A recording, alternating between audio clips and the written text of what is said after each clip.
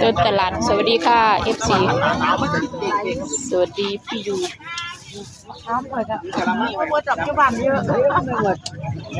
ไม่ยางตลาดพักขึ้นหลายค่ะแซ่บปวดหวานนั่นนี่ไปซื้อแล้วแม่รับประกันความแซ่บไม่แซ่บดูชื่อเลยถุงเท่าไรเด่นถุง20 ข้าวโพดไหมข้าวโพดเจ้าบาทเอาขวดถุง50อันนี้เดี๋ยวถ่ายคลิปกัน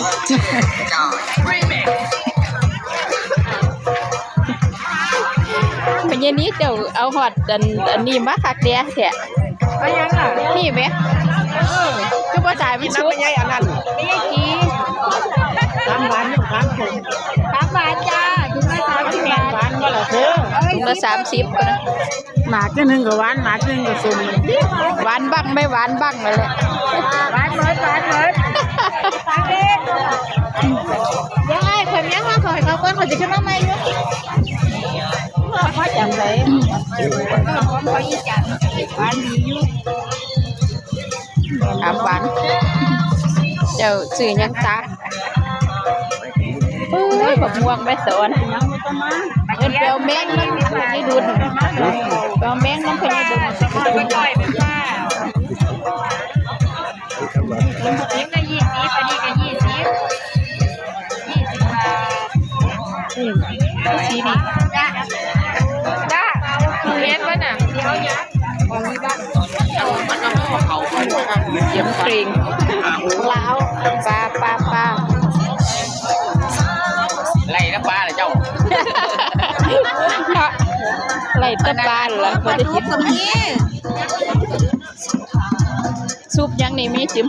มีซุปเห็ดกระด้างใส่หัวหอยใส่บักทั่วแนวหากินยากแบบเห็ดกระยากแล้วจะได้กินว่ากันยากก็ซุปบักหมี่หลายอย่างนะต้องไปหางหอย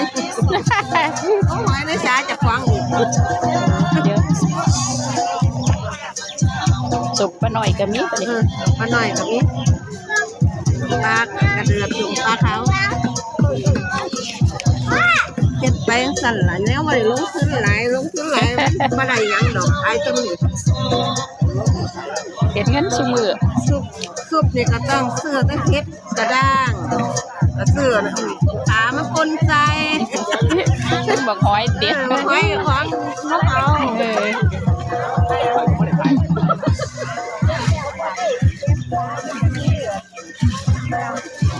เอาบอกมีเจ้าคือสีนั่นไม่ใช่หวานต้มเนี่ยค่ะ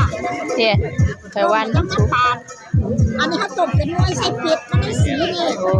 แต่หวานบักมีแต่หวานบักมีแหละเอากล้วย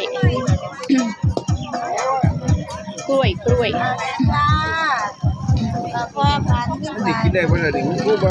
กินได้มันบ่ตรงโอ้ยมันบ่ถึงผู้ขายนี่ดักไว้กันอันนี้บีบธรรมดาล่ะปลาโอ้ย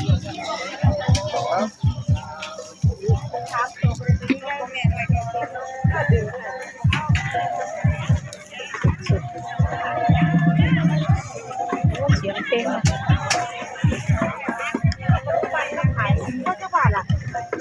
ลงป้าแต่มันไม่เคยแดงว่าไงจ๊ะ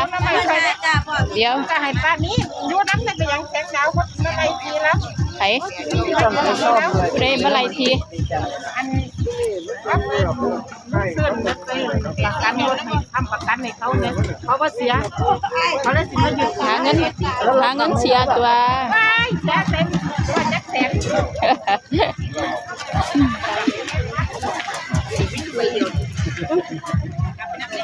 ปลาหมึก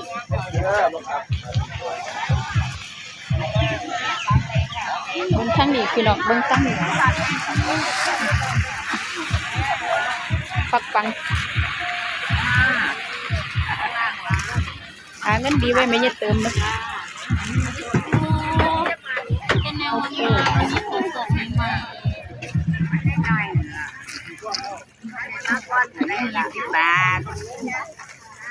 กล้วย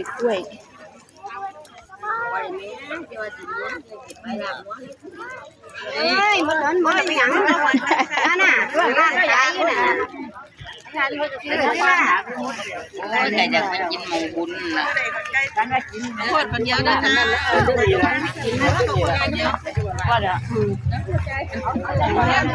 สุ่มมาสวนไปพักนึงบ่ได้พักนึงแหมดูข้างบ่ได้ติดตัวของทะเล เดือดเลยเด้อค่ะเด้อจานอร่อยค่ะเปียก โอ้ฟังเขา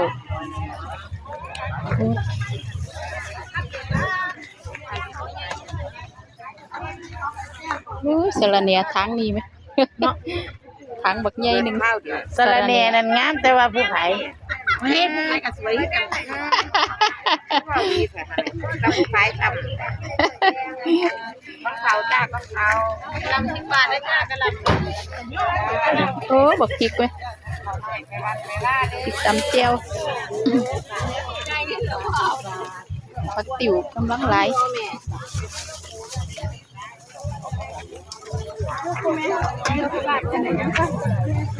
เรียกลากหัวเอาเฮ็ดงานเพิ่นบ่เว้าติของข่อยก็บ่รู้ว่าเพิ่นเว้าหรือบ่เว้า ยังว่าบ่รู้เอาเลยได้ว่าได้รับก็บ่ได้รับแน่ เอาเพิ่นแจกซองบ่ตาเฮ็ดงาน แจกได้ล่ะบ่ได้ ฮะบ่ได้ไปแล้ว ได้ก็บ่ได้ไปแม่ว่าไทย แต่ว่าพี่น้องยุ่นละ ฮะจักแล้ว บ่ไทยเอาแตงโมติ ทายบักแตงโมแต่หน่วยใหญ่ๆ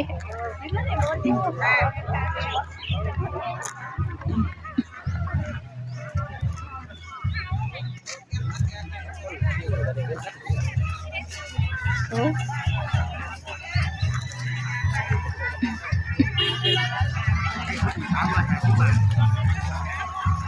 นี่ปลาร้า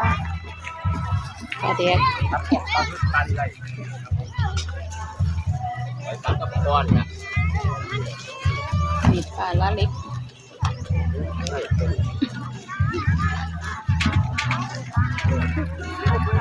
อะไรวะ300อะไร 300เสียงเพลง 70 บาทป่ะ เสียงเพลงจะเอาไปกันได้ แมงกีซอน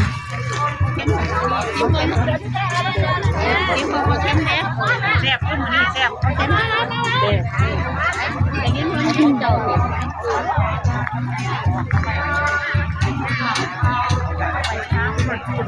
กับไปเดี๋ยวนี้ไว้ก่อน